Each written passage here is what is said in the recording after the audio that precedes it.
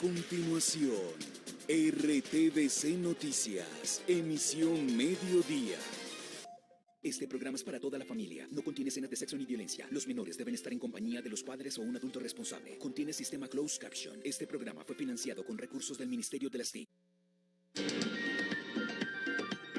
RTVC Noticias del Mediodía.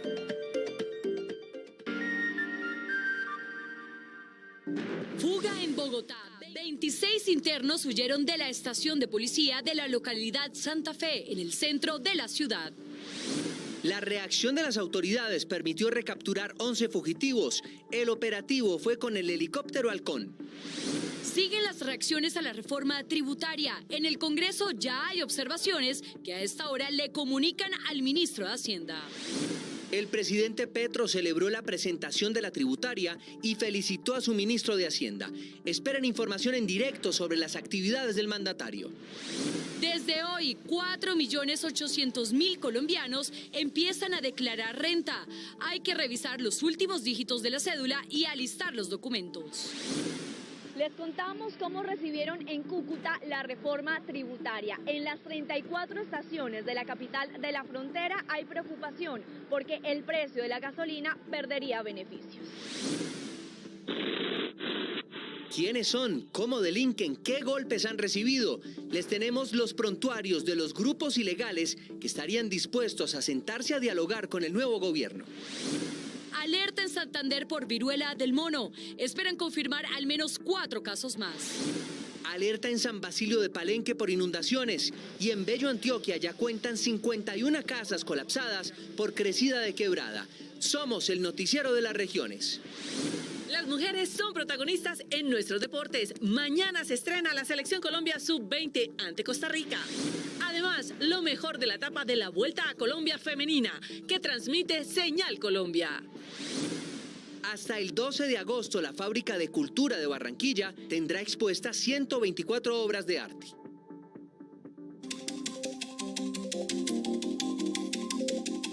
Buenas tardes, gracias por acompañarnos en esta emisión de RTVC Noticias del Mediodía. Una fuga de 26 internos sucedió esta madrugada en una estación de policía del centro de Bogotá. De inmediato, las autoridades desplegaron un operativo que incluyó el seguimiento del helicóptero Halcón de la Policía Metropolitana. A esta hora ya está confirmado que recapturaron a 11 de los prófugos. ¿Cómo lograron burlar la seguridad del sitio? Edwin Suárez, buenas tardes.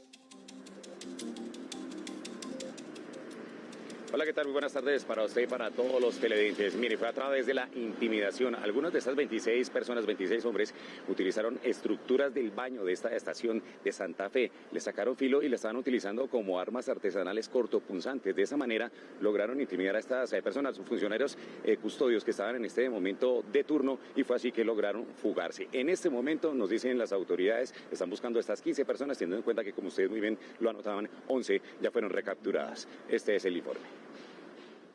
Aprovechando la oscuridad, el frío y la lluvia de esta madrugada, 26 internos de esta estación de policía ubicada en la localidad de Santa Fe se dieron a la fuga. Allí no hay un acondicionamiento para tener estas personas, por lo tanto hay lugares que ellos pueden afectar en su infraestructura y por ahí pueden realizar la fuga de presos. Según las autoridades, los internos usaron la intimidación para lograr la fuga masiva. Logran acceder a uno de nuestros custodios con unas armas que inclusive ellos muchas veces elaboran dentro de esos mismos sitios, arrancando varilla de la misma estructura de los baños y con esto hacen elementos cortopunzantes. Ante un problema estructural de hacinamiento en los centros de reclusión, estamos trabajando con el gobierno nacional para trasladar a los condenados a centros del IMPEC. Las autoridades confirmaron que durante la fuga no se registraron heridos. En cuestión de minutos llegará a esta estación el personero de Bogotá, que se va a reunir con algunos familiares de las personas de internos que se encuentran en este momento para conocer la difícil situación que argumentan ellos están pasando en este momento. Algo de hacinamiento que también lo aseguraba el secretario de Seguridad. Es todo desde el centro de la capital colombiana. Edwin Suárez, RTVC Noticias, conectados 24/7.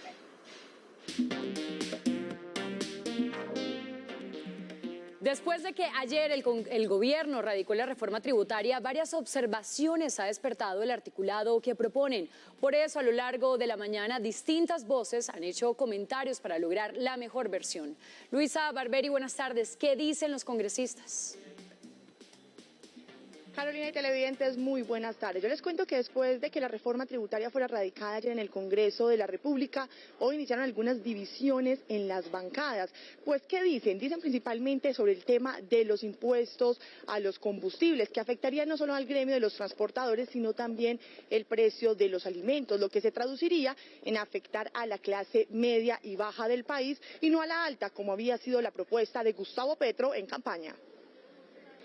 La reforma tributaria radicada ayer en el Congreso preocupa a integrantes de la misma bancada de gobierno. Tocar en este momento el precio de los combustibles me parece que es un contrasentido que podría llevar a afectar enormemente a la población misma que queremos beneficiar con la reforma. Afecta gravemente a la clase media en el país y que también afecta a los hogares de menores ingresos en Colombia por el gravamen a los combustibles, por la afectación que se va a generar en los ingresos que hoy devengan algunas familias en el país. Otros congresistas afirman que el documento estará en revisión y que se podrán hacer algunos ajustes. El pueblo colombiano necesita los recursos de la reforma tributaria porque hoy hay una situación de hambre tremenda. Por eso el complemento de presentación a la reforma tributaria es la ley contra el hambre en Colombia. El documento deberá ser discutido y avalado por los congresistas.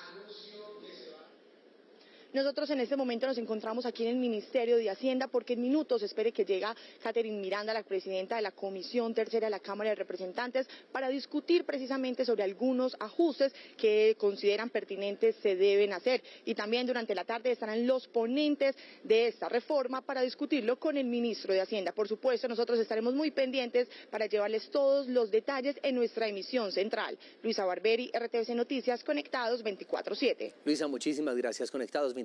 Y del centro de Bogotá vamos ahora a la capital de la frontera, exactamente en Cúcuta, pero abordando el mismo tema, la reforma tributaria. Laura Rojas, ¿cómo recibieron allá las propuestas?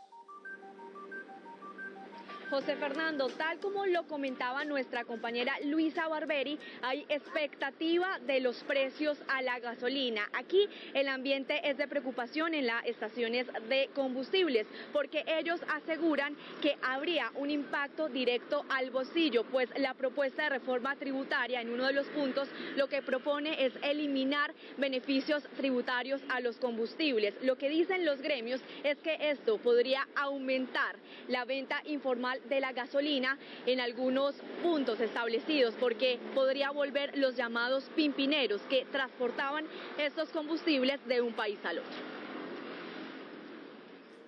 La reforma tributaria radicada por el gobierno Petro encendió las alarmas en zonas fronterizas por la posibilidad de que el precio de los combustibles quede igual que en el resto del país.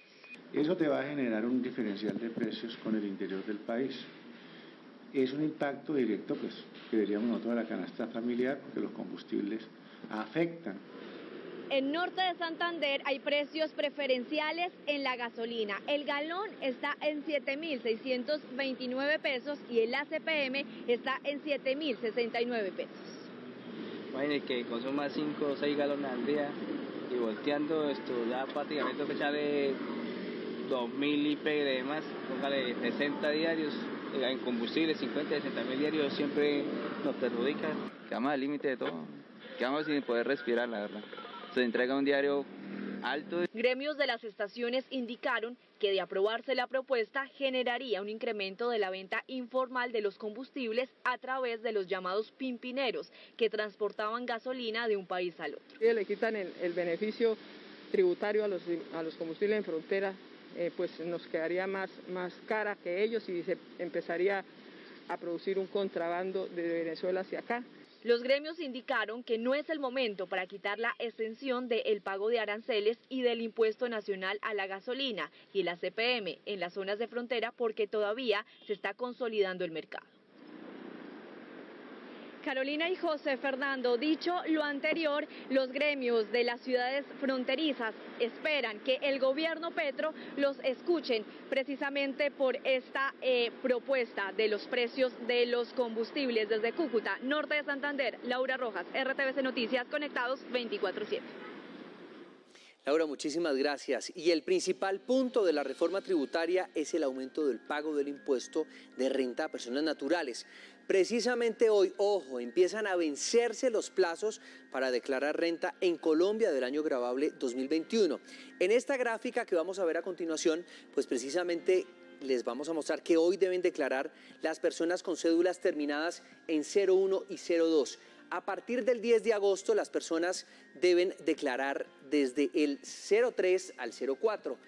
En agosto del 11 al 31 las cédulas que terminen en 05 y 32. En septiembre del 1 al 30 exactamente deben declarar las personas del 33 hasta el número 76.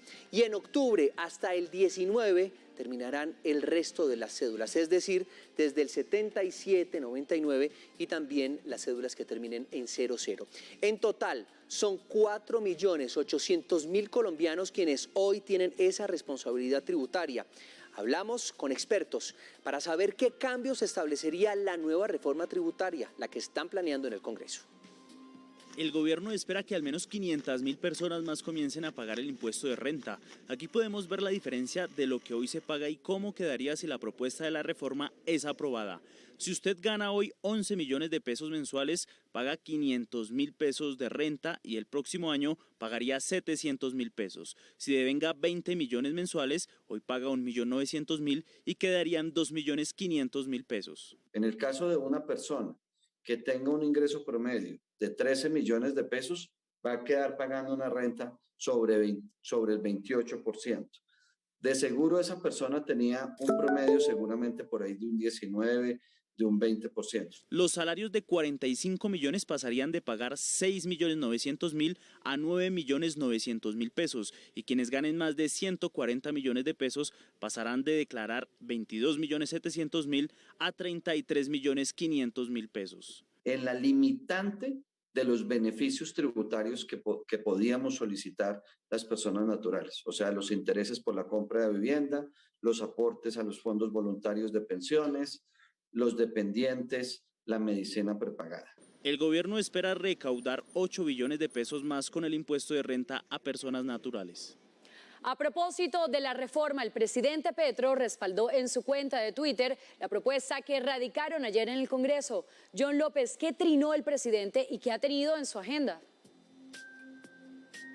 Hola Carolina, buenas tardes. Sí, efectivamente, mire, el presidente Gustavo Petro dijo que la reforma tributaria que fue radicada ayer en el Congreso de la República cumple con todo lo que se había dicho durante la campaña presidencial. Dijo que es una forma de mejorar la educación en el país y de acabar con el hambre en la niñez pobre. También se refirió a que con esta reforma tributaria se busca disminuir de manera importante la desigualdad social, avanzar hacia la paz y avanzar hacia la justicia. En su cuenta de Twitter, el mandatario escribió lo siguiente, abro comillas, para quienes gusten de estadísticas, la reforma tributaria que presentamos disminuirá el índice Gini, el indicador de la desigualdad, pasará de 0.54 a 0.49. Ya en lo que tiene que ver con la agenda que cumple hoy el presidente Gustavo Petro en la ciudad de Bogotá, les contamos que participó en un diálogo de alto nivel que fue convocado por el Foro Permanente de las Naciones Unidas sobre cuestiones indígenas. Esto en el marco del Día Internacional de los Pueblos Indígenas. Allí en este diálogo se habló de la implementación plena de los derechos indígenas en Colombia, la biodiversidad, el cambio climático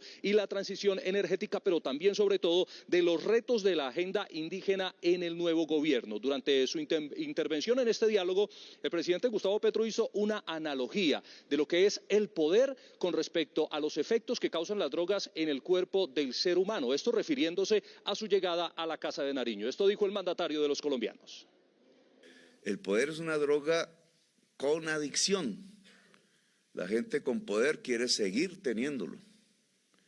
El poder te deforma la realidad. Eso no es sino meterse al Palacio de Nariño y ya verán ustedes cómo se experimenta esa droga. Que lo están engañando, porque el poder real está fuera del palacio. Entonces los que te tentan el poder real empiezan a transformar y engolosinan al presidente con las sillas doradas, con la droga. Y a continuación ustedes van a observar las imágenes de lo que fue ayer el primer Consejo de Ministros adelantado en la Casa de Nariño, donde el presidente Gustavo Petro se reunió con quienes lo acompañan en su gabinete ministerial. En este encuentro el presidente les pidió a sus ministros trabajar sin descanso, poner todo su empeño en las reformas propuestas, pero sobre todo trabajar para lograr los objetivos trazados por el nuevo gobierno. Recordemos que aún falta por conocerse el nombre de quien será el ministro o la ministra de Ciencia. Compañeros, esto es todo por el momento desde el centro de Bogotá. John López, RTVC Noticias Conectados 24/7. Pues varias noticias en desarrollo pendientes. Muchas gracias, John. Por supuesto, a las 7 de la noche el desarrollo de todas.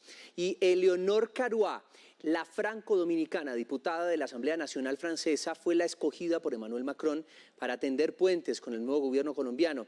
Ella representó a su país, Francia, en la posesión del presidente Gustavo Petro. El viraje político de Colombia con esta imposición de banda a partir de ya determina la interacción del país suramericano no solo con su entorno regional, también cruzando el Atlántico. Francia, cuyo ejecutivo aspira en sus nuevos 5 años en el Eliseo articularse aún más con América Latina, tiene en cuenta la agenda Petro. Pues obviamente las perspectivas y las expectativas son muy fuertes y Francia está siempre dispuesta a colaborar con sus países amigos en América Latina. Colombia y su estatura biodiversa la hacen aliada infaltable si lo que se persigue es un norte medioambiental sostenible a nivel planeta. La primera ministra, que por primera vez es una mujer, tiene como mandato de llevar una planificación ecológica. Entonces, en ese sentido, en particular, hay cooperación a niveles de proyecto para preservar la Amazonía, para otros temas también de energías renovables. Un estrechón de manos entre los dos mandatarios es un escenario posible. Yo justamente lo estaba comentando con Emmanuel Macron, quien vi hace unas semanas, y él tiene una voluntad absoluta de venir a América Latina. Y de hecho, la idea es ver si se puede armar un viaje próximamente, que tendría también una dimensión muy simbólica. Separadas por casi 9.000 kilómetros de distancia, Colombia y Francia siempre han sido cercanas en las ideas. Francia saluda y apoya y se alegra de que Colombia esté dando ese paso hacia más participación de la mujer, mejorar los derechos de las mujeres colombianas, porque para Francia ese es un punto esencial. Las revolucionarias 200 años atrás confabularon para su independencia y ahora se hermanan en la gobernanza presente. Las autoridades de salud de Santander están alerta por 4 posibles casos de viruela del mono. Hasta el momento solo se ha confirmado un paciente con la enfermedad en el departamento. Estos nuevos casos corresponden a personas que tienen síntomas del virus. Sin embargo, ninguno de ellos ha tenido contacto con personas contagiadas. Evidenciamos que tienen algunas manifestaciones clínicas relacionadas con una enfermedad exantemática, es decir, sí son cuadros que tienen lesiones, no de las características completas de la viruela del mono. El caso confirmado corresponde a un hombre de 35 años de edad que estuvo en Bogotá hace unas semanas. En este momento, el paciente está aislado en su vivienda. Sigue en franca recuperación, todos sus contactos han venido en seguimiento y no tenemos ninguna novedad de casos sospechosos, sintomáticos, nada de eso. En el laboratorio del Instituto Nacional de Salud reposan las pruebas de 3 personas ante el reporte de síntomas asociados con la enfermedad. 2 de estos casos sospechosos son en Bucaramanga. Un agente de tránsito fue asesinado en el barrio Huapango, en Quibdó, Chocó. El hombre fue atacado a tiros por 2 personas que iban en una moto. Juan Carlos Mosquera alcanzó a ser trasladado al Hospital San Francisco de Asís. Sin embargo, falleció en el centro de salud ya que tenía una herida en el área cervical. Hay alerta en San Basilio de Palenque, Bolívar. 400 campesinos perdieron varias hectáreas de cultivos por inundaciones. Este es un informe de Rosenber Anaya, periodista de la Radio Nacional de Colombia. Los campesinos de San Basilio de Palenque, en el norte del departamento de Bolívar, están preocupados y desesperados por las afectaciones que sufren debido a las inundaciones. La temporada invernal ha acabado con los cultivos de maíz y de yuca especialmente. Tenemos toda la parte baja acá, se nos perdieron todos los cultivos, hablando de maíz, yuca, todo lo que se sembró en mayo, en abril, todos esos cultivos se perdieron y hoy estamos pagando la consecuencia, estamos a la deriva, no tenemos cómo subsanar eso. Simití, San Pablo y Zambrano son otros de los municipios de Bolívar que también sufren debido a la temporada invernal. Hay varias inundaciones en estos municipios y sus habitantes también hacen un llamado urgente. Declaran urgencia manifiesta y calamidad pública en Bello, Antioquia, luego del colapso de 51 viviendas. En total, son 502 familias afectadas. En Copacabana y Girardota también las autoridades reportaron emergencias por inundaciones. En las calles de Bello quedan unas cuantas columnas en pie tras el paso de las aguas de las quebradas La García y La Chiquita. Lo que era una pared ahora es una ventana que da cara a la corriente que bordea a 10 barrios y a la que sus habitantes temen y vigilan para que no los vuelva a tomar por sorpresa. Los primeros pisos quedaron sin absolutamente nada, con lo que tenían puesto y ya se perdieron camas, ropa, neveras, lavadoras. Desde el cielo se ven pilas de escombros, camas y hasta juguetes, mientras que en las calles el lodazal es una capa más sobre el pavimento. Sacando lodo toda la noche, sacando cosas para afuera. Desde ayer no hemos parado nada desde que se inició esto. En las últimas horas 26 casas más se sumaron a las montañas de escombros, pues las aguas no dan tregua desde hace 72 horas. 51 familias que a hoy presentan colapso parcial o total de sus viviendas entrarán en un proceso de arrendamiento temporal por 3 meses y adicional a ello subsidios de vivienda en caso tal de que cumplan. Quienes no pueden ayudar con colchonetas o ropa llegan con ollas y termos para acoger a las más de 1.500 personas afectadas.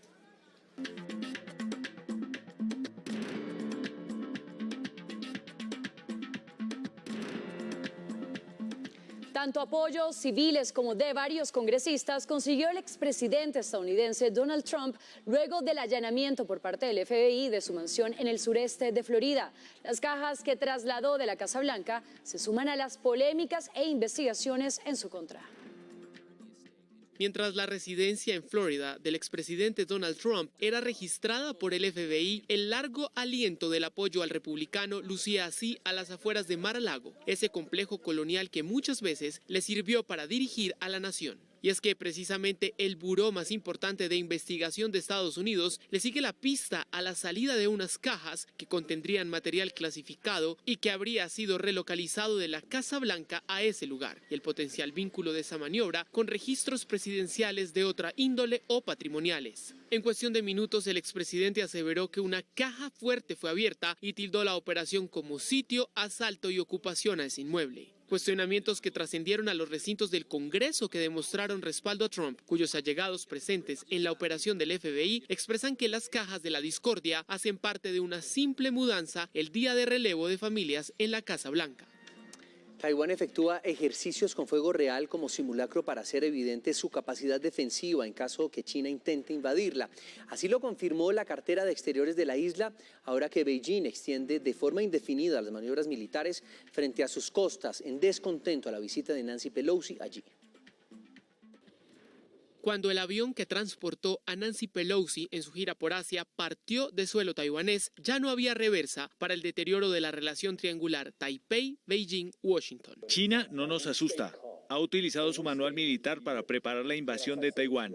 Realiza una campaña de coerción económica para debilitar la moral pública en la isla. El efecto envolvente del ejército más grande del mundo a esta isla que se autogobierna es enclave de musculatura militar para comunicar su enfado, al que hoy, y a escala de su posibilidad, Formosa responde en el mismo lenguaje, un vaivén inédito en esta arteria determinante para el comercio mundial. Taiwán produce el 86% de los microchips del comercio mundial, y esto afecta necesariamente a la industria aeronáutica, a la industria militar, afecta a la producción de automóviles, de vehículos de pesados y livianos. Por allí pasa también una gran parte del petróleo que se consume en el mundo. Y es que ese escaso kilometraje que separa al gigante de la hermosa, como apodan a esta isla, está consiguiendo relocalizar el foco del reacomodo del orden global de Ucrania a ese rincón. Lo que en principio parecía ser una especie de ejercicios de disuasión, y con la respuesta que hoy comenzó en Taiwán, pues empieza a acercarse cada vez más la posibilidad de una confrontación militar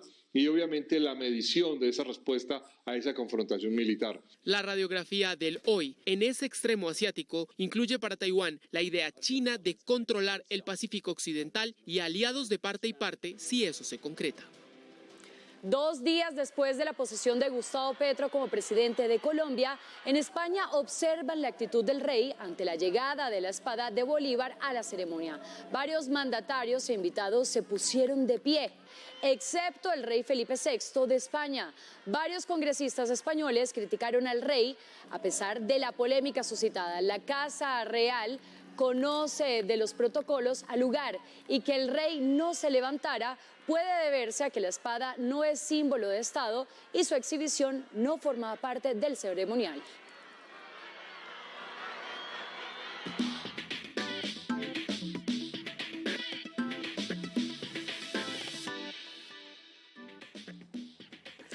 Y 27, hablemos de deportes. Con una etapa de 112 kilómetros comenzó la Vuelta a Colombia femenina, que ustedes están disfrutando en nuestra pantalla. Diana Carolina Peñuela se quedó con el primer triunfo de esta 7ª edición.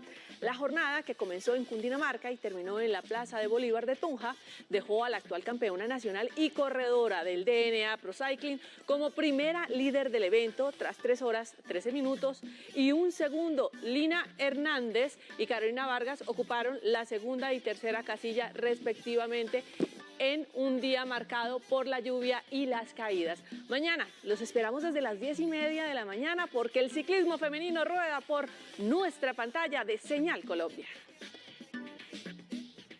Comienza el conteo regresivo para el estreno de Colombia en la Copa Mundial Femenina Sub-20 este miércoles en Costa Rica. Una de las estrellas en el ataque será, sin lugar a dudas, Gisela Robledo, la goleadora tricolor en el sudamericano de la categoría. Todo esto es por amor. Es la jugadora más experimentada de esta selección, que ella ve fuerte y con hambre de gloria. Nosotras también tenemos cosas buenas. Por algo estamos aquí en un mundial, nos ganamos este puesto y Colombia ahorita está en su mejor momento. Gisela Robledo ha tenido un 2022 de ensueño. Además de estar en el fútbol europeo, anotó 7 goles en el sudamericano y es subcampeona de la Copa América. Pero su mente ya está en Costa Rica. Voy a jugar mi segundo mundial, que para mí es algo muy importante. Y como les digo, estoy con muchas ganas de jugar, de darlo todo. Y sé que con la ayuda de Dios me va a ir súper bien en este mundial. Y la confianza en sí misma crece cuando se viste de amarillo, azul y rojo. Yo sé que voy a hacer muchos goles. Trataré, como siempre lo hago en cada campeonato, ser la mejor. Pero sé que tengo compañeras muy buenas, pero eso es lo que me ayuda cada día. Rápida, ágil, con desborde y llena de ilusión. La 7 es un as bajo la manga del técnico Paniagua para este mundial que comienza el miércoles. Hoy inicia el clasificatorio de voleibol a Juegos Panamericanos, que se disputará en Argentina, y Colombia tendrá representación desde este miércoles en el sur del continente. Esta noche el debut correrá por parte del equipo local, que recibe a Perú. El miércoles y jueves, atención, que Colombia tendrá acción ante las peruanas y cerrará su participación ante las argentinas. Los 2 partidos a las 7 de la noche. El equipo de Antonio Rizola buscará uno de los 2 cupos a las justas Panamericanas de Santiago 2023 y llevó 14 jugadoras para este evento.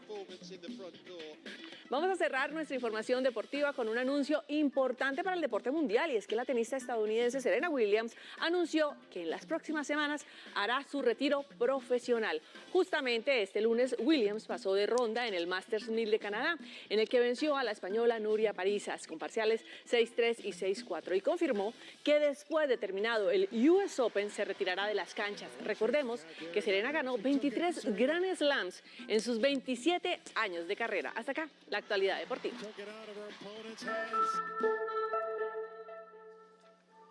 Y llegamos a oportunidades. Atentos, porque la Universidad de Harvard ofrece más de 146 cursos virtuales gratuitos. Aquí les contamos cómo se pueden inscribir. En oportunidades de cursos en la Universidad de Harvard, vaya a la página www.edx.org.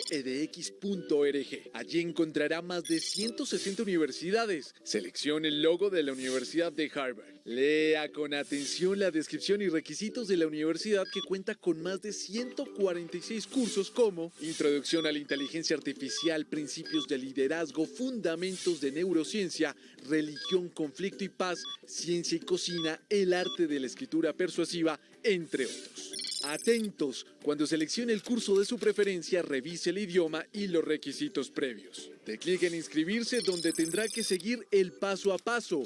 ¡Ojo! Revise con detenimiento las horas semanales requeridas para tomar el curso. Y muy importante, recuerde que si quiere seguir informado 24/7, nos encuentra en todas nuestras redes sociales como RTVC Noticias.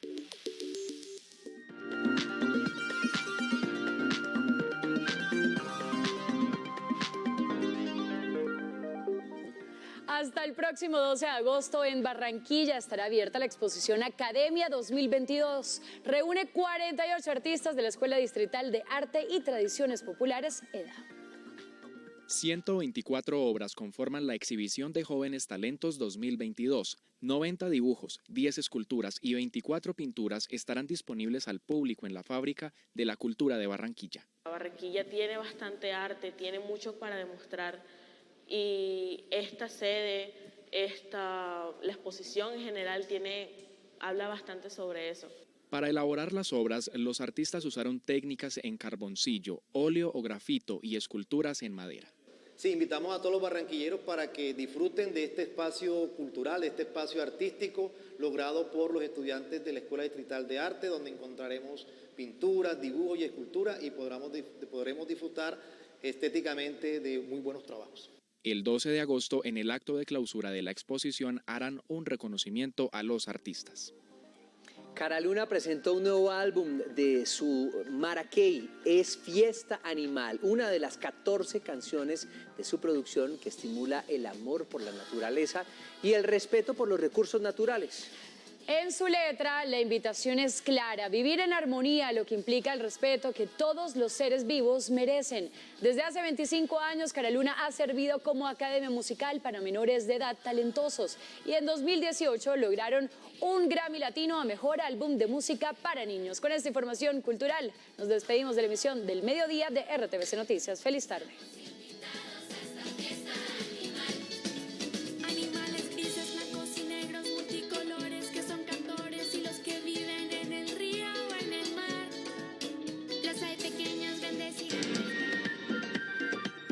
RTVC Noticias del Mediodía.